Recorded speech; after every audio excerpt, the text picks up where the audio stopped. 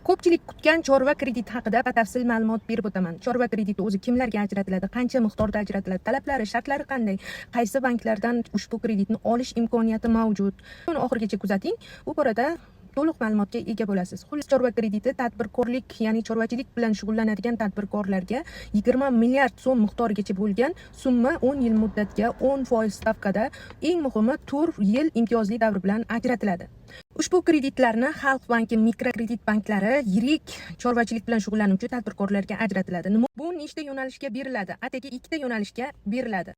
Birinchi yo'nalish chorvachilik kompleksini yaratish, mayda qoramollarni xarid qilish uchun Xalq banki va mikrokredit banklari tomonidan 5 milliard so'm miqdorigacha imtiyozli kredit ajratilishi ko'zda tutilgan.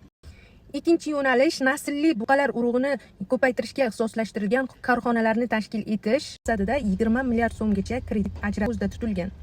Eng muhim yangilik, ushbu kreditlarni qaysi sanadan boshlab, qaysi banklardan olish mumkin degan savollaringizga 2026-yil 1-sentyabr sanasidan boshlab ushbu imtiyozli kreditlarni Xalq banki, mikrokredit banklaridan onlayn ajratilish tartibi yo'lga qo'yiladi. Ya'ni 1-sentyabrdan boshlab imtiyozli chorva uchun kreditlarni olish imkoniyatingiz mavjud. Ushbu imtiyozli chorva kreditlardan oddiy jismoniy shaxslar, ya'ni sodda qilib aytganda oddiy fuqarolar ham olsa bo'lmaydimi degan savollaringizga shuni aytgan bo'lardim. Albatta, oddiy jismoniy shaxslar ham ushbu imtiyozli kreditdan olish mumkin. Buning uchun siz yakka tadbirkor sifatida, ya'ni yuridik shaxs sifatida davlat ro'yxatidan o'tasiz. Shundan so'ng ushbu imtiyozdan foydalanishingiz mumkin. Agar sizga bu qiziq bo'ladigan bo'lsa, kommentariyaga chorva so'zini qoldiring.